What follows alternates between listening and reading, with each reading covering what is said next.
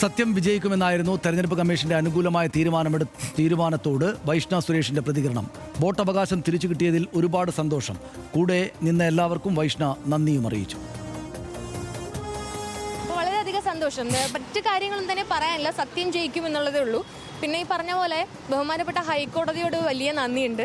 കാരണം ഞാൻ ഒട്ടും പ്രതീക്ഷിക്കാത്തൊരു കാര്യമാണ്. ബഹുമാനപ്പെട്ട ഹൈക്കോടതിയും നമ്മുടെ സംസ്ഥാന ഇലക്ഷൻ കമ്മീഷനും എനിക്ക് തിരിച്ച് ഒരു വോട്ടവകാശം തിരിച്ച് കിട്ടിയിരിക്കുകയാണ്. അപ്പോൾ അത് വലിയൊരു കാര്യമാണ്. ജീവിതത്തിൽ നമുക്ക് കിട്ടാവുന്നതിൽ വലിയൊരു കാര്യമാണ്, പ്രത്യേകിച്ച് ഈ ഒരു ഇലക്ഷൻ സാഹചര്യത്തിൽ.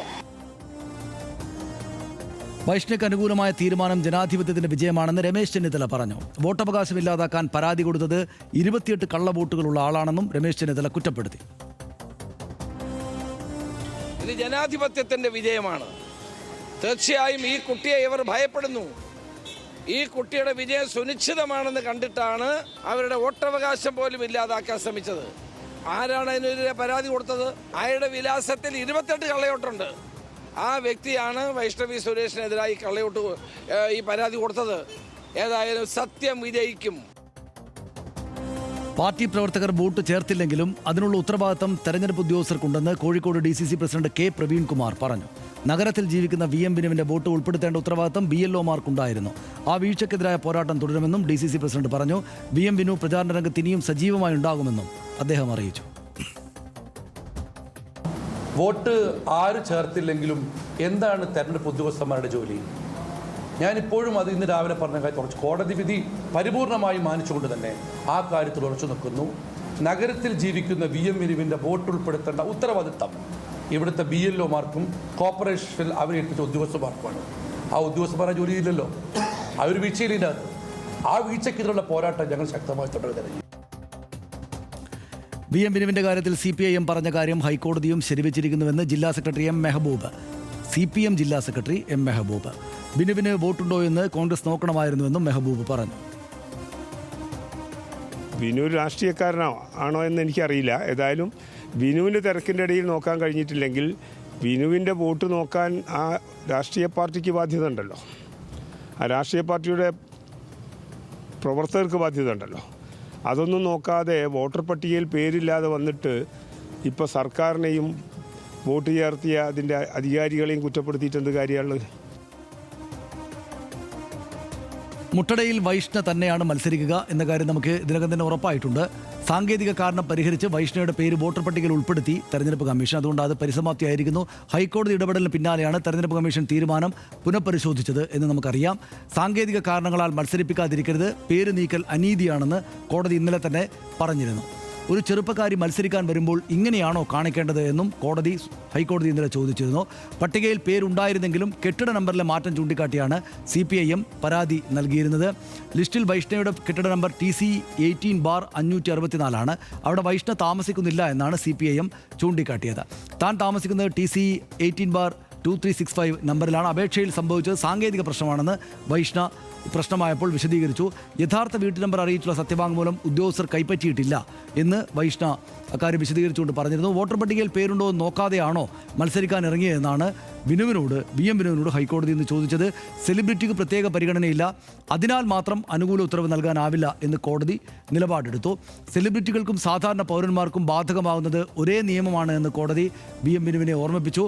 സെലിബ്രിറ്റികൾ പത്രം വായിക്കാറില്ലേ എന്നും കോടതി ചോദിക്കുന്ന സാഹചര്യമുണ്ടായി. മുട്ടടയിലെ വൈഷ്ണയുടെ കാര്യവും ബിനുവിൻ്റെയും തമ്മിൽ വ്യത്യാസമുണ്ടെന്ന് ഹൈക്കോടതി ചൂണ്ടിക്കാണിച്ചു.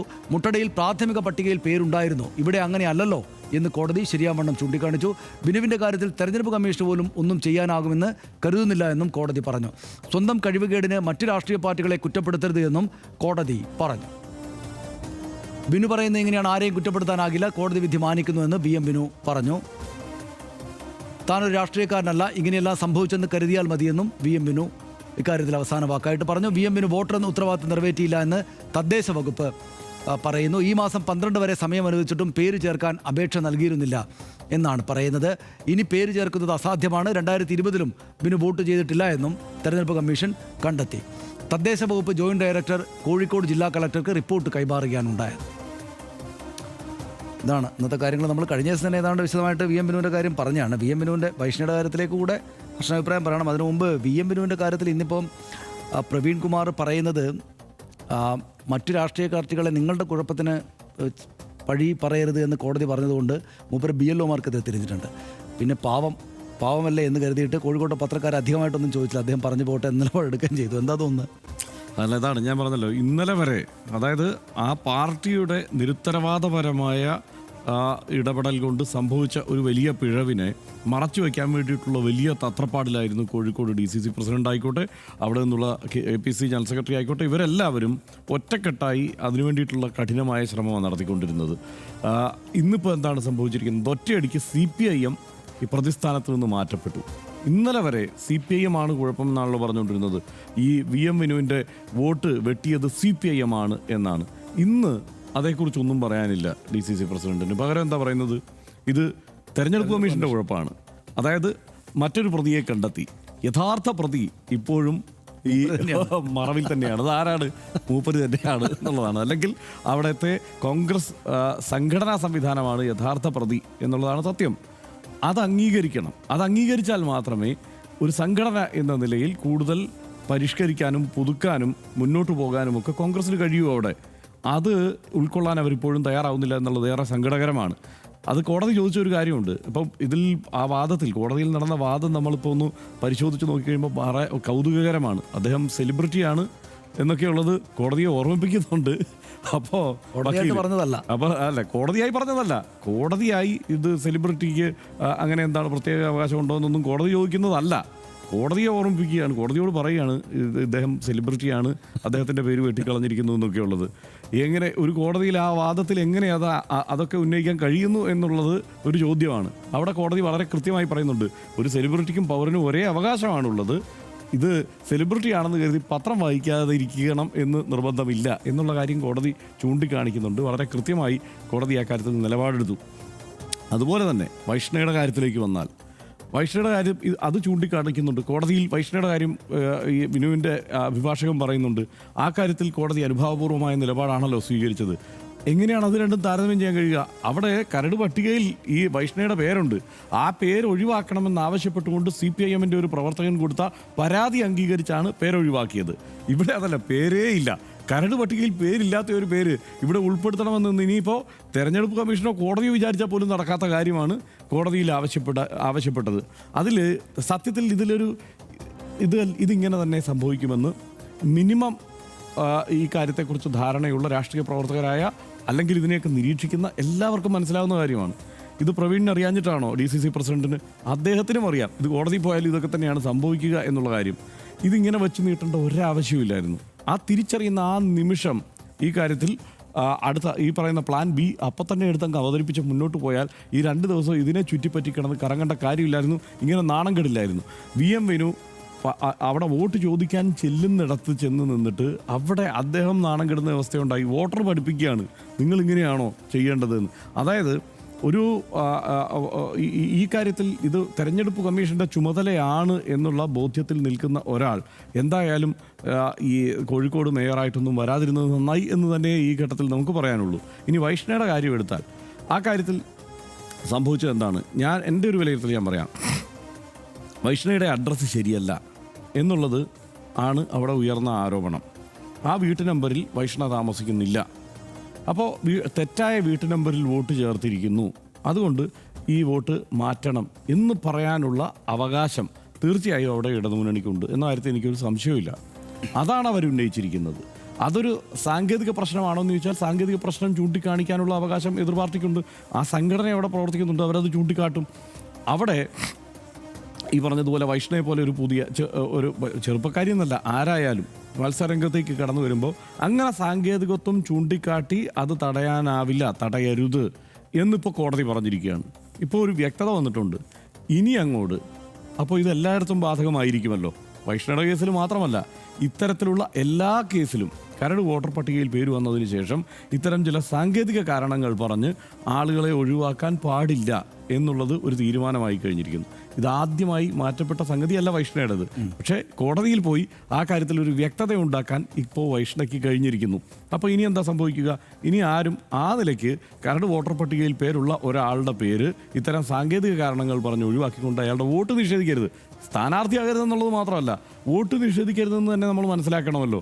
പക്ഷേ അപ്പോൾ ഒരു സങ്കീർണമായ ഒരു പ്രശ്നം ഇനി ഉദിക്കുന്നത്, രാഹുൽ ഗാന്ധി ചൂണ്ടിക്കാണിച്ച വോട്ട് ചോരി ആരോപണമുണ്ടല്ലോ, ആ ആരോപണത്തിൽ ഉൾപ്പെടുന്ന ഒരു പ്രധാനപ്പെട്ട വിഷയമാണിത്. അതായത് തെറ്റായ മേൽവിലാസത്തിൽ വോട്ട് ചേർക്കുന്നു എന്നുള്ളത്.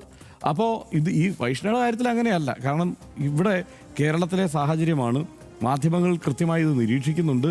വ്യക്തമായി ഈ വൈഷ്ണവ് അവിടെ താമസക്കാരിയാണ്. നമുക്കും അറിയാം, എല്ലാവർക്കും അറിയാം വൈഷ്ണ ആ കോർപ്പറേഷൻ അതിർത്തിയിലെ താമസക്കാരിയാണ് എന്നുള്ളത്. പക്ഷേ മുട്ടടയിലല്ല അവർ താമസിക്കുന്നത്. പക്ഷേ താമസിക്കുന്ന പ്രദേശത്ത് വൈഷ്ണയ്ക്ക് വോട്ടില്ല, അതായത് വൈഷ്ണയ്ക്ക് വോട്ടേ ഇല്ല എന്നുള്ളത് നമുക്കറിയാം. അപ്പോൾ അതുകൊണ്ട് അവിടെ ഒരു വലിയ തെറ്റായ കാര്യമൊന്നും നടക്കുന്നില്ല, അവരുടെ വോട്ട് അനുവദിച്ചു കൊടുക്കുന്നു എന്നുള്ളതാണ്. പക്ഷേ ഇത് തുടർന്ന് അങ്ങോട്ട് കൂടുതൽ ആളുകൾ ഇതേ ആവശ്യം ഉന്നയിച്ച് വരുമ്പോൾ കൂടുതൽ സങ്കീർണമാവില്ല സാഹചര്യം എന്ന കാര്യത്തിൽ എനിക്ക് സംശയമുള്ളൂ. ശരി, അതിനകത്ത് ഈ കോൺഗ്രസിൻ്റെ കാര്യത്തിൽ എനിക്ക് ഈ തദ്ദേശ തെരഞ്ഞെടുപ്പിൻ്റെ തുടക്ക ദിവസങ്ങളിൽ കോൺഗ്രസ് വളരെ സർവ്വസജ്ജമായിട്ട് ഇറങ്ങിയിരിക്കുകയാണ് എന്ന തോന്നൽ ആദ്യം കിട്ടിയത്. കാരണം അതിൽ ഏറ്റവും പ്രധാനപ്പെട്ട കാര്യം KS ശബരിനാഥിനെ പോലെ വളരെ പ്രധാനപ്പെട്ട ഒരു നേതാവിനെ തിരുവനന്തപുരത്ത് ആദ്യ ദിവസങ്ങളിൽ തന്നെ ഫീൽഡ് ചെയ്തു. അതായത് ഒരു MLA ആയിരുന്ന ആളെ, പ്രധാനപ്പെട്ട അവരുടെ സംസ്ഥാന തലത്തിലെ യുവജന നേതാവിനെ തന്നെ തിരുവനന്തപുരം, അവർ 3-ാം സ്ഥാനത്താണ് തിരുവനന്തപുരം നഗരസഭയിൽ, കോർപ്പറേഷനിൽ 8 വാർഡുകൾ ജയിച്ചു. അവിടെ പോലും പക്ഷേ അതിശക്തമായിട്ട് ഏറ്റവും പ്രധാനപ്പെട്ട സ്ഥാനാർത്ഥികളെ നിർത്തിയിട്ട് വൻ ഫൈറ്റിന് ഇറങ്ങിയിരിക്കുന്നു എന്ന വളരെ പോസിറ്റീവായിട്ടൊരു ചിത്രം കോൺഗ്രസ് മുന്നോട്ട് വെച്ചു. ദേശീയ തലത്തിൽ 10 വർഷമായിട്ട് പ്രതിപക്ഷത്താണ്, ജയിക്കുന്നില്ല. കേരളത്തിലും 10 വർഷമായിട്ട് പ്രതിപക്ഷത്താണ്, ജയിക്കുന്നില്ല. അങ്ങനെയുള്ളൊരു പാർട്ടി ഒറ്റക്കെട്ടായിട്ട് ലോക്കൽ ബോഡി ഇലക്ഷൻ വരുമ്പോൾ ഇതാ ഏറ്റവും വലിയ ട്രംപ് കാർഡുകൾ എടുത്ത് വീശിയിട്ട് അതിശക്തമായിട്ട് വളരെ ആലോചനയോടെ നടത്തുന്നു എന്ന തോന്നലാണ് ആ നീക്കം തിരുവനന്തപുരത്തേത് ഉണ്ടാക്കിയതെങ്കിൽ നേരെ കുളമാക്കി കളഞ്ഞു ഈ കോഴിക്കോട്ടെ DCC-കാർ. കോഴിക്കോട് DCC-കാരുടെ കുഴപ്പത്തിൻ്റെ വലുപ്പം മനസ്സിലാണെങ്കിൽ ഹർഷ, നമുക്കതറിയാം. പക്ഷേ ഞാനൊന്ന് മറ്റുള്ളവർക്ക്, നമ്മളുകൂടെ പറഞ്ഞാണ്, മറ്റുള്ളവർക്ക് ബോധ്യത്തിന് വേണ്ടിയിട്ട് ഒന്നുകൂടെ ഞാൻ പറയും. ഇന്നത്തെ മനോരമ പത്രത്തിൽ എങ്ങനെയാണ് ഈ കോൺഗ്രസ് അതാത് സ്ഥലങ്ങളിലെ സ്ഥാനാർത്ഥികളെ തിരഞ്ഞെടുക്കുന്നതെന്ന് എഴുതിയിട്ടുണ്ട്. വളരെ വ്യക്തമായിട്ട് എഴുതിയിട്ടുണ്ട്. കോൺഗ്രസ്, CPM-ൻ്റെ വേറെയുണ്ട്, ജില്ലാ കമ്മിറ്റിക്കല്ല കോർ കമ്മിറ്റികൾക്കാണ് ഈ തെരഞ്ഞെടുപ്പിൽ കോൺഗ്രസിൽ റോൾ. DCC പ്രസിഡന്റ് അധ്യക്ഷനായാണ് ജില്ലാ കോർ കമ്മിറ്റിയും കോർപ്പറേഷൻ കോർ കമ്മിറ്റിയും പ്രവർത്തിക്കുക. ജില്ലയിലെ KPCC ഭാരവാഹികളും, ശ്രദ്ധിക്കണം, ജില്ലയിലെ KPCC ഭാരവാഹികളും മുൻ PCC പ്രസിഡന്റുമാരും MLA-മാരും പ്രധാന നേതാക്കളും അംഗങ്ങളായിരിക്കും. വാർഡ് കോർ കമ്മിറ്റിയാണ് പേര് നിശ്ചയിച്ച് മുകളിലേക്ക് അയക്കുക. മുനിസിപ്പാലിറ്റി തലത്തിലും വാർഡിലും കോർ കമ്മിറ്റികളുണ്ട്. ഇതേ മാതൃകയിൽ പഞ്ചായത്തിലും വാർഡ്, പഞ്ചായത്ത് തല കോർ കമ്മിറ്റികളുണ്ട്. ഒറ്റപ്പേരായി മുകളിലേക്ക് അയക്കുന്ന പേരുകളിലും മാറ്റം വരുത്താൻ ജില്ലാ കോർ കമ്മിറ്റിക്ക് അധികാരമുണ്ട്. എന്നുവെച്ചാൽ മനോരമ ഇങ്ങനെ വളരെ സുഘടിതമായൊരു സംവിധാനം കോൺഗ്രസിലുണ്ടെന്നാണ് എഴുതി വെച്ചിരിക്കുന്നത്. ഈ പറയുന്ന ജില്ലാ കോർ കമ്മിറ്റിയും കോർപ്പറേഷൻ കോർ കമ്മിറ്റിയും ഉണ്ടല്ലോ ഹർഷ, KPCC ഭാരവാഹികൾ, മുൻ PCC പ്രസിഡന്റുമാർ, MLA-മാർ, പ്രധാന നേതാക്കൾ, ഒരൊറ്റ മനുഷ്യൻ. എടോ, VM വിനുവാണല്ലോ നമ്മുടെ സ്ഥാനാർത്ഥി, ഒന്നാ വോട്ടർ പട്ടിക എടുത്തൊന്ന് പരിശോധിച്ചേക്കാം അയാളുടെ പേരുണ്ടോ എന്ന്. ഒരു മനുഷ്യൻ, ഇവരൊക്കെ എത്ര കാലമായിട്ട് ഈ പണിയെടുക്കുന്ന ആളാണ് ഹർഷ, ഒരു മനുഷ്യൻ പറയാണ്, എടോ നമ്മൾ VM വിനു ഒരു സ്ഥിരം രാഷ്ട്രീയക്കാരനല്ലല്ലോ, അയാളൊരു സിനിമാക്കാരനല്ലേ, നമുക്ക് ആ വോട്ടർ പട്ടിക എടുത്ത് അയാളുടെ പേര് അതിനകത്തുണ്ടോ എന്ന് നോക്കാം എന്നൊരാൾ പറഞ്ഞു ഹർഷ. ഒരാൾ പറഞ്ഞോ? ഈ ശബരിനാഥനെ അവിടെ നിശ്ചയിച്ചിട്ട് ഉഗ്രൻ പോരാട്ടത്തിലേക്ക് ഇറങ്ങുകയാണെന്ന് തോന്നലുണ്ടാക്കിയ അവിടുത്തെ പാർട്ടിയുടെ ആ ഊർജ്ജസ്വലതയെ ഈ വെള്ളമൊഴിച്ച് തീ കെടുത്തുന്ന പോലെ എനർജി ഇല്ലാതായി കളഞ്ഞില്ലേ ഇവർ? എന്തൊരു അങ്ങേറ്റം. എന്നിട്ട് കിടന്നുരുളുകയാണ്.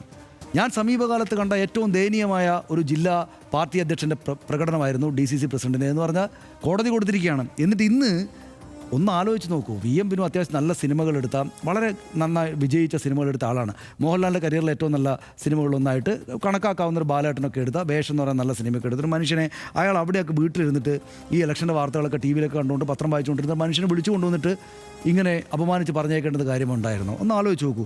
അപ്പോൾ അതിനകത്ത് അങ്ങേയറ്റം വലിയ ഗുരുതരമായി ഇത് CPM-ഓ മറ്റോ ആയിരുന്നെങ്കിൽ ഈ ആൾക്കെതിരെ നടപടി ഉണ്ടാവും, അല്ലെങ്കിൽ ഈ ആളുകൾക്കെതിരെ നടപടി ഉണ്ടാവും. ഇതിപ്പം പ്രവീൺ കുമാറിനെ മാത്രമായിട്ട് പറയേണ്ട, ഇത്രയും ആളുകളുടെ ഉത്തരവാദിത്വമുണ്ട്, ഇവരാരും നോക്കിയിട്ടില്ല എന്ന കാര്യം അവിടെയുണ്ട്. പക്ഷേ അതിനുകൊണ്ട് നടപടി ഉണ്ടായേനെ. എന്നാൽ അപ്പുറത്ത് CPM-ൻ്റെ കാര്യം നോക്കൂ. CPM എന്താ ചെയ്തത്? CPM മുട്ടടയിൽ അവർ ജയിക്കുന്ന സ്ഥലമാണ്, അവർ മുന്നിൽ അവരുടെ സ്ഥലമാണ് അത് മുട്ടട. അവിടെ ഓരോ സ്ഥലത്തും അത് അവർ ചെയ്യേണ്ടത് നോക്കണമല്ലോ. അവർ ആരാണ് സ്ഥാനാർത്ഥിയായിട്ട് വരുന്നത്? അപ്പോൾ വൈഷ്ണവ് എന്ന് പറഞ്ഞ ചെറുപ്പക്കാരിയായിട്ട് ഒരാൾ വരുന്നുണ്ട്. അവർ നേരെ ഘടകവിരുദ്ധമായിട്ട് വോട്ടർ പട്ടിക എടുത്ത് പരിശോധിച്ച് നോക്കി എന്തെങ്കിലും ലൂപ്പ് ഹോൾ ഉണ്ടോ ഇവർക്കൊരു പാര വെക്കാൻ, അല്ലെങ്കിൽ ഇവർക്ക് വോട്ടില്ല. അപ്പോൾ അവർ കണ്ടെത്തി ഈ നമ്പറാണല്ലോ കിടക്കുന്നത്, ഇവരുടെ ശ്രദ്ധയിൽപ്പെടാത്ത നമ്പറാണല്ലോ കിടക്കുന്നത്. ആ നമ്പർ സൂക്ഷ്മമായിട്ട് പരിശോധിച്ചിട്ട് ഇതിനകത്ത് കുഴപ്പമുണ്ടോ എന്ന് കണ്ടെത്തിയിട്ട് അയാൾ പോയിട്ട് പരാതി കൊടുത്തു. എന്നുവെച്ചാൽ ഈ തെരഞ്ഞെടുപ്പിനകത്ത് അധ്വാനിക്കുന്നുണ്ടവരെന്ന് അതിനർത്ഥം. അയാളുടെ ഈ പരാതി കൊടുത്ത ആളുടെ വീട്ടിൽ 28 കള്ള വോട്ടുണ്ട് എന്നാണ് ഇന്നിപ്പോൾ രമേശ് ചെന്നിത്തല പറഞ്ഞത്. ആ വീട്ടിലെ അഡ്രസ്സിൽ 28 വേറെ പേരുണ്ട് അത്രേ. അപ്പോൾ ഇവരെന്താ ചെയ്യുന്നുണ്ടായിരുന്നത്? 28 പേരാണ് ഉണ്ടായിരുന്നത്. അപ്പോൾ ഈ പ്രശ്നമുണ്ടായപ്പോൾ ഇതാരാ പരാതി കൊടുത്തതെന്ന് നോക്കിയപ്പോഴാണ് 28 നമ്പർ കാണുന്നത്. ഇനി അതൊന്നും ചെയ്യാൻ പറ്റില്ല. അത് വെറുതെ ഇങ്ങനെ പറഞ്ഞു നടക്കാം. രമേശ് ചെന്നിത്തല പോലുള്ള ആൾക്ക് 28 കള്ള വോട്ട് അയാൾ ചേർത്തു എന്ന് പറയാമെന്നല്ലാതെ അത് വോട്ടർ പട്ടികയിൽ അവിടെ ഉണ്ട്, അതിന് ഏതെങ്കിലും തരത്തിൽ നിഷേധിക്കാൻ ഇവർക്ക് സാധിച്ചിട്ടില്ല. അപ്പോൾ ഇതിനകത്ത് രണ്ട് പാർട്ടികൾ രണ്ട് മുന്നണികൾ ഇതിനോട് സ്വീകരിക്കുന്ന സമീപനത്തിൻ്റെ ഒരു വ്യത്യസ്തത നമുക്കിതിനകത്തേക്ക് കാണാം. വൈഷ്ണ ഇതിനകത്തേക്ക് വന്നത് നന്നായി എന്നെനിക്കൊരു ഒരു സന്തോഷമുണ്ട്. കാരണം വളരെ ഊർജ്ജസ്വലമായിട്ടുള്ള തെരഞ്ഞെടുപ്പ് അവിടെ നടക്കും. അവിടെ അവരുടെ ഒരു കാരണം എന്താണെന്ന് വെച്ചാൽ ആദ്യം 2020 തെരഞ്ഞെടുപ്പിൽ കോൺഗ്രസ് 3-ാം സ്ഥാനത്തായിരുന്നു, BJP ആയിരുന്നു 2-ാം സ്ഥാനത്ത്. 2023 മറ്റൊരു ഉപതെരഞ്ഞെടുപ്പ് എന്തോ സാഹചര്യത്താൽ നടന്നിട്ടുണ്ട്. അവിടെ കോൺഗ്രസ് പക്ഷേ മുന്നിലേക്ക് കയറി. അപ്പോൾ കോൺഗ്രസിന് അവിടെ ഒരു വിജയസാധ്യത 200 വോട്ടിൻ്റെ വ്യത്യാസം മറ്റുള്ളൂ എന്നാണ് ഞാൻ മനസ്സിലാക്കുന്നത്. ഇന്ന് മാത്രമല്ല, ഇന്നലെ വൈഷ്ണ വോട്ട് പിടിക്കാനായിട്ട് പോകുമ്പോൾ NDAയുടെ സ്ഥാനാർത്ഥിയാണെന്ന് തോന്നുന്നു. ഇടയിൽ വെച്ച് കണ്ടപ്പോൾ അവരോട് പറഞ്ഞു, ഈ കുട്ടി ഇപ്പോൾ ഇവരിങ്ങനെയൊക്കെ ചെയ്തുകൊണ്ട് വിജയിക്കാൻ സാധ്യതയുണ്ടല്ലോ എന്നൊരു പരാമർശം കൂടെ അദ്ദേഹം നടത്തിയായിട്ട് ഞാൻ കണ്ടു. എന്നുവെച്ചാൽ അപ്പോൾ BJP-കാരായുള്ള കുറച്ച് ആളുടെ കൂടെ വോട്ട് കിട്ടുകയാണെങ്കിൽ ഒരുപക്ഷെ വിജയം പോലും സാധ്യമായേക്കാം വൈഷ്ണക്ക് എന്ന സാഹചര്യം അവിടെ ഉണ്ട്. പക്ഷേ വാശി സ്വാഭാവികമായിട്ട് അപ്പുറത്തുള്ളതുകൊണ്ട് അവരും നന്നായിട്ട് ജോലി ചെയ്യുന്ന കാര്യത്തിൽ സംശയമില്ല. ഒറ്റക്കാർ കൂടെ പറയട്ടെ, അതായത് അങ്ങനെ BJP-ക്കാർ വോട്ട് വിട്ടുകൊടുക്കുന്ന സാഹചര്യം ഒന്നും ഒരിക്കലും ഉണ്ടാവില്ല. സ്ഥാനാർത്ഥി അങ്ങനെ പറഞ്ഞോണ്ടാണല്ലോ ഭരണം പിടിക്കാനാ BJP മത്സരം. പിന്നെ ഒറ്റക്കാരോട് പക്ഷേ നേരത്തെ പറഞ്ഞ പോലെ ഈ വോട്ട് ചോരിയിലെ ആ സാങ്കത്യത്തെ ഇല്ലാതാക്കില്ല എന്നെനിക്ക് തോന്നി. എന്തുകൊണ്ടാണെന്ന് വെച്ചാൽ ഇതിനകത്ത് ഈ വോട്ടർ പട്ടികയിലെ ഈ അഡ്രസ്സിലെ ചേഞ്ച് ബോധ്യപ്പെടുത്താനായിട്ട് താൻ തെരഞ്ഞെടുപ്പ് കമ്മീഷൻ സമീപിച്ചിരുന്നു. അവർ സ്വീകരിക്കാത്തത് കൊണ്ടാണ് ഒരു പോയിന്റ് വൈഷ്ണവ് മുന്നോട്ട് വെച്ചിട്ടുണ്ട്. അതായത് അവർ ഇത് തിരിച്ചറിയുകയും കമ്മീഷനെ സമീപിക്കുകയും ചെയ്തിരുന്നു. ആ കാര്യം കമ്മീഷൻ സ്വീകരിച്ചു. ശരി, അത് ഞങ്ങൾക്ക് പറ്റിയിട്ടുണ്ടെന്ന് സമ്മതിച്ചതുകൊണ്ടാണ് ഇപ്പോൾ ഇങ്ങനൊരു കാര്യത്തിലേക്ക് വരാൻ പറ്റും. അപ്പോൾ അവിടെ ഒരു ടെക്നിക്കലായിട്ട് അവർക്ക് പിടിച്ചു നിൽക്കാവുന്നൊരു കാര്യമുണ്ട്. മറ്റേ രാഹുൽ ഗാന്ധിയുടെ സമരത്തെ ദുർബലപ്പെടുത്താവുന്ന നിലയില്ല എന്നാണ് ഞാൻ മനസ്സിലാക്കുന്നത്. എന്തായാലും ആ നിലക്ക് ഇതിൽ ഹൈക്കോടതിയുടെ ഇടപെടൽ അത് പിന്നെ ഹൈക്കോടതി ആ കാര്യങ്ങൾ പരിശോധിച്ചിട്ടായിരിക്കും പറയുന്നത്. ആ കാര്യത്തിൽ അതാണ് ശരിയെന്നും ഈ കാര്യത്തിൽ ഇതാണെന്ന് ശരിയെന്നും ഉള്ളൊരു നിലപാട് കോടതിയുടെ ഭാഗത്ത് നിന്ന് വന്നു. ഹർഷം പറയുന്ന പോലെ ദീർഘകാലത്തേക്ക് ഈ ലോക്കൽ ബോഡി തെരഞ്ഞെടുപ്പിലാകെ തന്നെയും സുചിന്തിതമായിട്ട് മുന്നോട്ട് പോകണമെന്ന് തോന്നലുണ്ടാക്കുന്നൊരു നിലപാടായി കോടതിയുടെ ഭാഗത്ത് നിന്ന്. വൈഷ്ണ സുരേഷിൻ്റെ കേസിലും VM ബിനുവിൻ്റെ കേസിലും ഹൈക്കോടതി CPIM-നും കോൺഗ്രസിനും നേർക്ക് വടിയെടുത്ത് ഓങ്ങി സാങ്കേതികത്വം പറഞ്ഞ് ഒരാളുടെ വോട്ടവകാശം വെട്ടാനാകില്ലെന്നും തെരഞ്ഞെടുപ്പ് പ്രക്രിയയെപ്പറ്റിയുള്ള ധാരണയില്ലായ്മ ആരുടെയും തലയിൽ വെച്ച് പള്ളു പറഞ്ഞൊഴിയാനാകില്ലെന്നും കോടതി വെടിപ്പായി വ്യക്തമാക്കി. വൈഷ്ണ സുരേഷിന് അത് ഗുണമായി, VM ബിനുവിന് തിരിച്ചടിയും. നമ്മുടെ ജനാധിപത്യത്തിൽ ജുഡീഷ്യറി ഇടപെടേണ്ട നേരവും രീതിയും വിശദീകരിക്കാനുള്ള ക്ലാസിക്കൽ ഉദാഹരണങ്ങളായി ഈ രണ്ട് സംഭവങ്ങളെയും നമുക്ക് കാണാം. പ്രാഥമിക വോട്ടർ പട്ടികയിൽ പേരുണ്ടായിട്ടും വീട്ടു നമ്പറിലെ പിശകിൻ്റെ കേവല സാങ്കേതികത്വം പറഞ്ഞ് ഒരു ചെറുപ്പക്കാരിയുടെ വോട്ടവകാശം വെട്ടുന്നത് തെറ്റ്.